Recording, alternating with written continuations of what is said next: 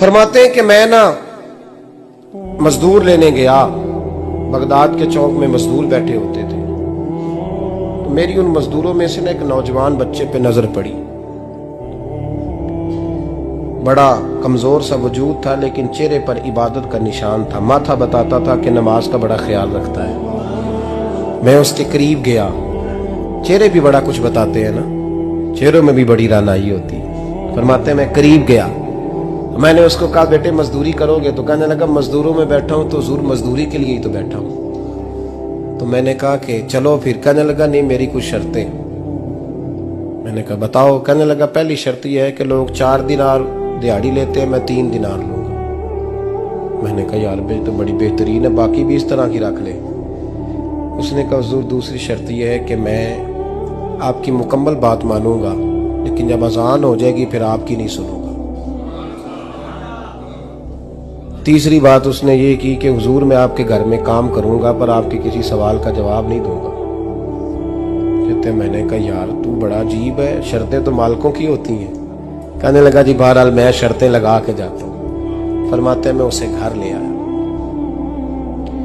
काम मैंने उसको बताया, तो जो काम मजदूर सारे दिन में करता है ना उसने 2 घंटे में कर दिया। हमारे मजदूर सिगरेट पीने में भी तो आधा घंटा लगाते हैं, वो चाय पीने जाए तो पौना घंटा वहां। उनको भी तो दयानतदारी करनी चाहिए कि नहीं करनी चाहिए?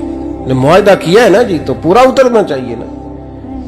कहते 2 घंटे में। अब काम जब बंदा शुरू कराता है तो काम और निकल आता है। कहते काम मैंने उसको और बता दिया, वो करने लगा। उसने मिट्टी निकाल के रखी थी बाहर रास्ते में, तो अजान हो गई जोर की।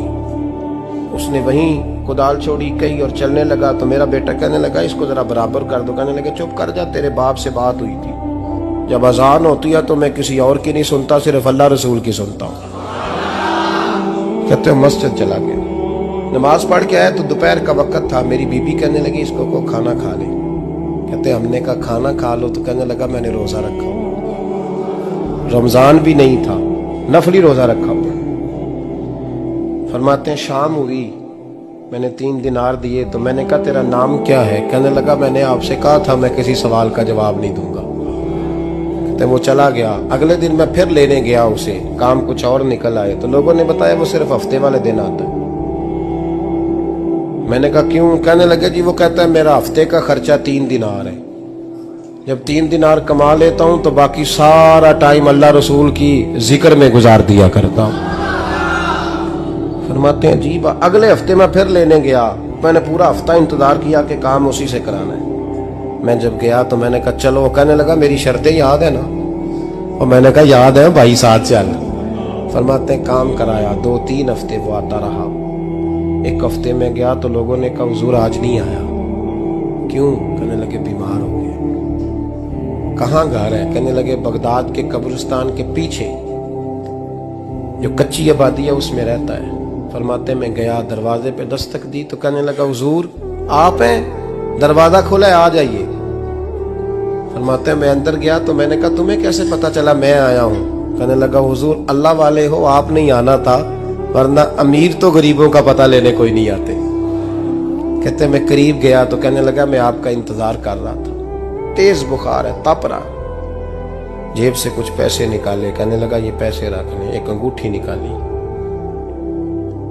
कहने लगा हुजूर आज रात को मेरा इंतकाल हो जाएगा, इन पैसों का कफन खरीद के सुबह जनाजा पढ़ के मुझे दफन कर देना, और जब दफन करो तो ये अंगूठी लेके असर के बाद हारून रशीद के पास जाना। आप उसे कहना मैंने मिलना है पर वो आपको टाइम नहीं देगा।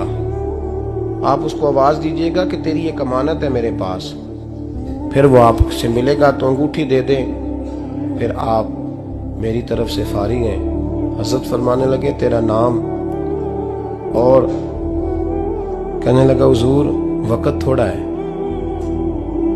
आज रात मैंने जाना है, बड़ी लंबी माफी मांगनी है रब करीम से, अगर मुनासिब समझे तो मुझे अपने रब से तन्हाई कर देने। फरमाते हैं मैं आ गया पर उसकी बातों ने मुझे सारी रात सोने नहीं दिया। फरमाते हैं सुबह बड़ी मुश्किल से सूरज निकला, मैं गया दरवाजे पे हाथ रखा तो दरवाजा खुला हुआ था। अंदर दाखिल हुआ तो खुशबुएं मेरा इस्तकबाल कर रही थी। जब चेहरे से कपड़ा हटाया तो उसका तो इंतकाल हो चुका। इंतकाल हो चुका है, ऐसे है जैसे किसी का दीदार करके सोया। कहते मैं तो 2 आदमी ले गया था जनाजे पे, पर पता नहीं दुनिया किधर किधर से आई, कहां कहां से। अखां जदों मीटियां जमाना मैनू रोवेगा, अपना ते अपना बेगाना मैनू रोवेगा। फरमाते हैं मैं तो 2 बंदे ले गया था, पर पता नहीं मखलूक कहां कहां से आई। जनाजा पड़ा, दफन किया। हारून रशीद के पास में असर के बाद गया, मैंने बुलाना चाहा पर बादशाह था, मेरी तरफ देखा ही नहीं। मैंने उसको कहा तेरी एक अमानत मेरे पास है। फरमाते हैं वो मुझे कोने पे ले गया, क्या बात है, कमरे में बुलाया, मैंने अंगूठी दी। हारून रशीद तो चीखे मारने लगा, कहने लगा अंगूठी वाला कहाँ है? मैंने कहा वो तो इंतकाल कर गया। कहने लगा मुझे कब्र पे ले चल। कहते मैं कब्र पे लाया तो वो लेट गया, तड़प के रोने लगा। मैंने कहा मेरा कलेजा फट जाएगा, ना उसने कुछ बताया ना तूने बताया, ये कौन था? तो हारून रशीद कहने लगा ये मेरा बेटा था। मैंने कहा तेरा बेटा और मजदूर? कहने लगा हुजूर ये हजरत दाऊद ताई के पास बैठा करता था, उनका मुरीद था, मुझे रोज कहता था अब्बा तूने बड़ी दुनिया इकट्ठी कर ली है, मरते वक्त तुझसे टांगे समेटी नहीं जाएंगी, इतना हिसाब नहीं तू दे सकेगा। मैं इसको समझा देता, इसकी अम्मा समझा देती। ये रोज हमें कहता छोड़ दो, आ जाओ अल्लाह रसूल की बारगाह में झुक जाएं। हम समझ। एक दिन ये चला गया, कहने लगा फिर तुम्हारा रास्ता और है और मेरा रास्ता और है। ये सोने की अंगूठी गलती से इसके पास रह गई, गलती से हीरे की अंगूठी चली गई। कहने लगा देखो मेरे बेटे ने आज वो भी वापस कर दी है। फिर तड़प के कहने लगा हारून रशीद था तो ये मेरा बेटा, पर मेरा मुर्शद निकला, मेरा पीर निकला। भाई जिंदगी तो बड़ी थोड़ी है ना। बाबा साहब ने कहा था उठ फरीदा सुत्या, और दाढ़ी आ गया पूर, अग्गा नेड़े आ गया, पिछा रह गया दूर। उठ फरीदा सुत्या खलकत वेखन जा, मते कोई मिल जाई बख्शिया ते तू ही बख्शिया जा। उठ फरीदा सुत्या झाड़ू दे मसीत, तू सुते रब जागदा तेरी डाडे नाल परीत। मेरा रब हमें भी अपनी बारगाह में कबूल फरमा।